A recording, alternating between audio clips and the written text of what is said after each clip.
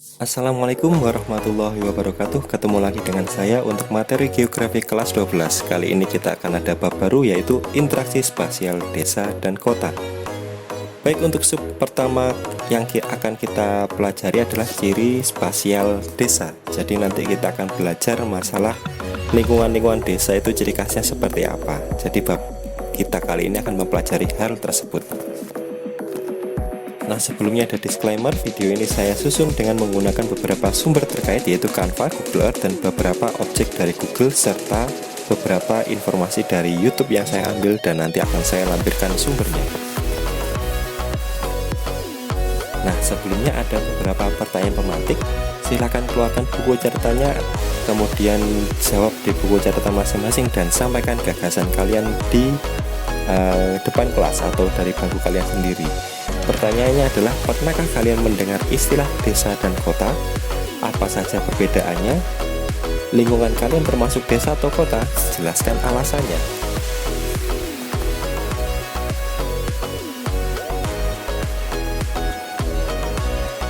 Baik, terima kasih untuk jawaban-jawaban kalian. Kemudian sebelum kita memasuki bab pembahasannya, kita recall atau mengulang materi yang pernah kita pelajari dulu di kelas 10. Masih ingat dengan aspek geografi?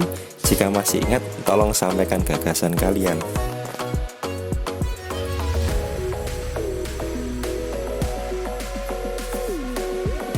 Jika kita ingat-ingat, aspek geografi itu sebenarnya ada dua. Jadi di geografi kita mempelajari dua aspek tentang fenomena di muka bumi, yaitu aspek fisik dan aspek non-fisik.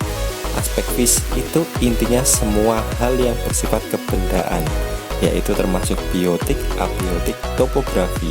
Jadi benda-benda di muka bumi itu ada dari makhluk hidup atau biotik, kemudian benda mati, abiotik, misalkan benda mati itu seperti tanah, air, udara, kemudian juga anggap saja air laut, batuan, itu termasuk unsur abiotik. Sedangkan unsur biotik seperti hewan dan tumbuhan. Kemudian ada aspek fisik berupa topografi, yaitu bentuk muka bumi.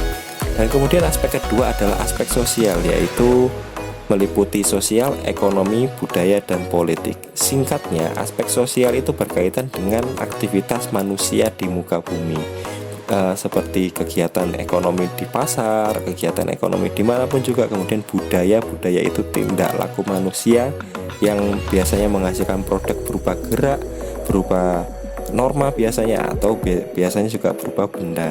Kemudian ada juga aspek non fisik berupa politik.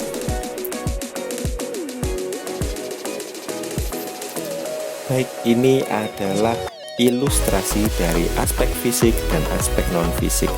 Jika misalkan kita lihat perbedaan gambarnya, ini tentu menimbulkan perbedaan yang sangat besar. Ya, dapat dikatakan bahwasanya aspek non-fisik atau sosial itu selalu berkaitan dengan manusia. Sedangkan aspek fisik, anggap saja itu berkaitan dengan alamnya, seperti itu. Oke, sebelum kita next, saat lagi akan ada video, kalian simak videonya baik-baik, kemudian nanti ada beberapa pertanyaan dijawab di buku catatannya.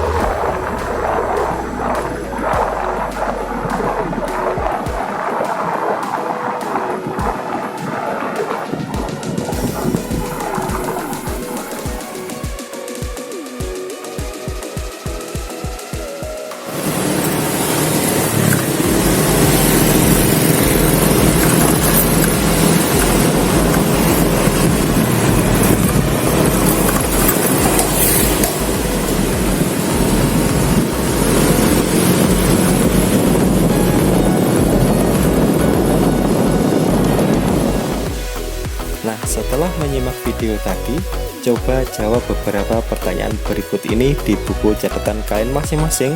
Kemudian sampaikan jawaban ini di depan kelas atau dari bangkunya masing-masing.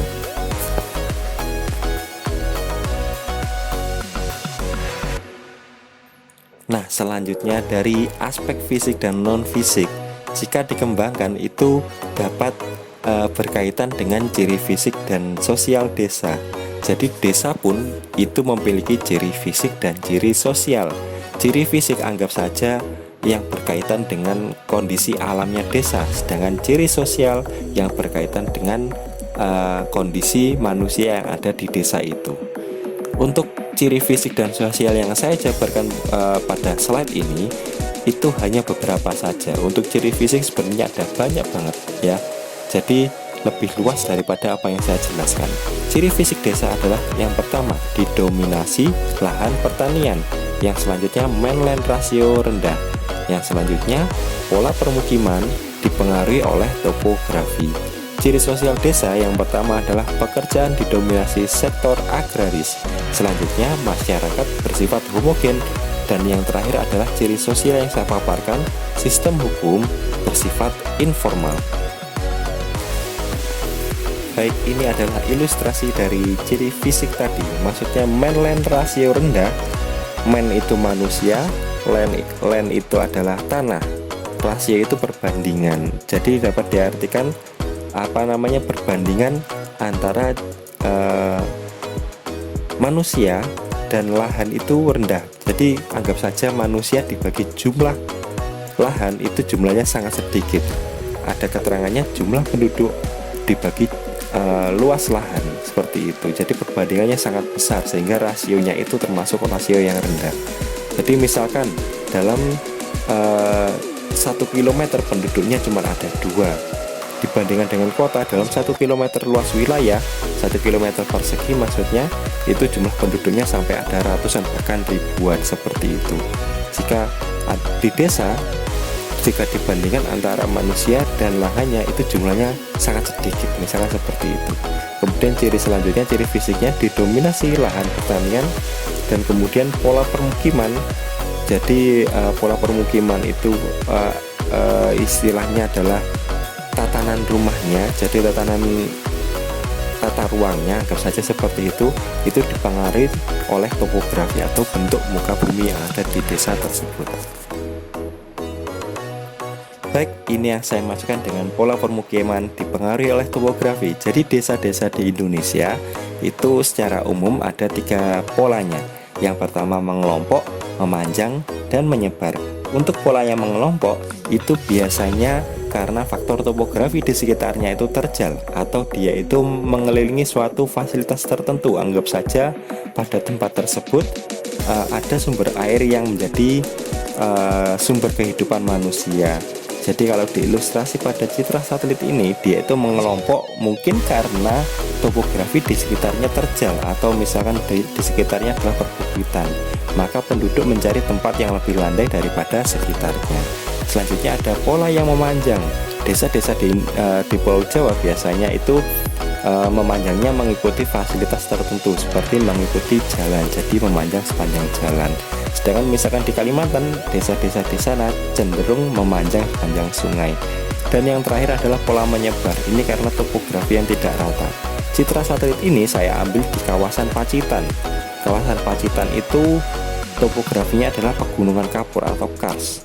Ya, ciri khasnya pegunungan kapur kalau kalian cari di Google selalu bercirikan tempat yang gersang, kering, kemudian terjal, sehingga penduduk tidak memiliki alasan untuk membuat pemukiman secara berkumpul. Dia lebih cenderung untuk membuat rumahnya itu menyebar, mencari tempat landai membangun rumah, mencari tempat landai membangun rumah seperti itu. Jadi untuk misalkan dipaksakan berkumpul atau berkerumun seperti yang pola mengelompok, faktor pertamanya untuk topografi itu susah.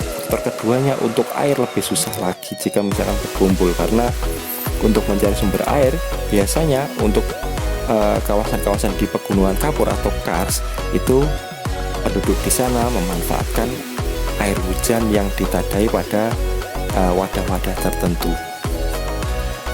Selanjutnya akan ada video lagi, kalian simak baik-baik karena selanjutnya akan ada pertanyaan terkait video tersebut.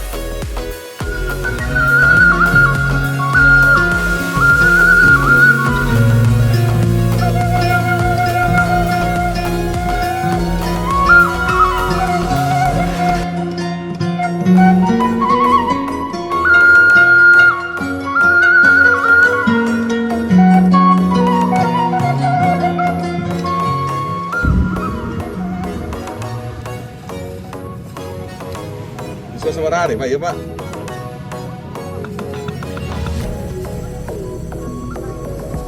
Terus langkungnya.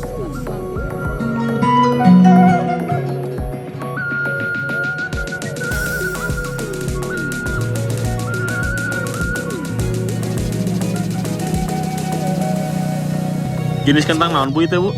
Hah? Jenis kentang naon itu? Malah Sayuran atau sayuran.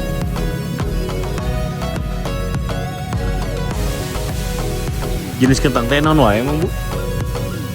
Jenis kentang teh naon wae? Naon wae sini kan. Gede naon. Nu alit. Nu alit. Berarti dia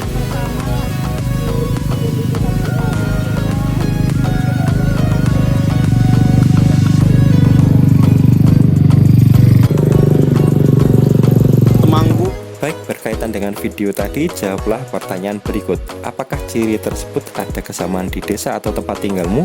Jelaskan kesamaan atau perbedaannya.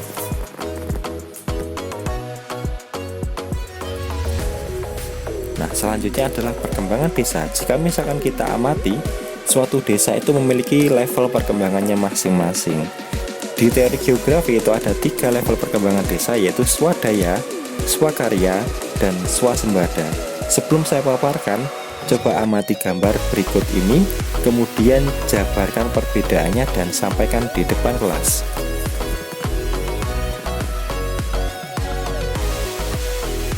Baik, berikut adalah jabaran atau pengertian dari desa swadaya, swakarya, dan swasembada.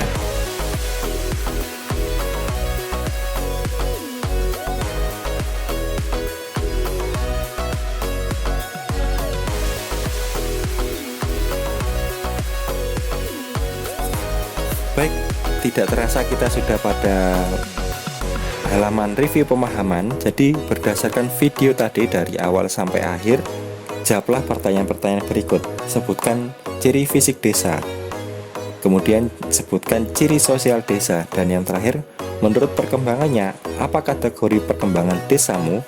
Apakah swakarya, swadaya, atau swasembada? Jelaskan alasanmu.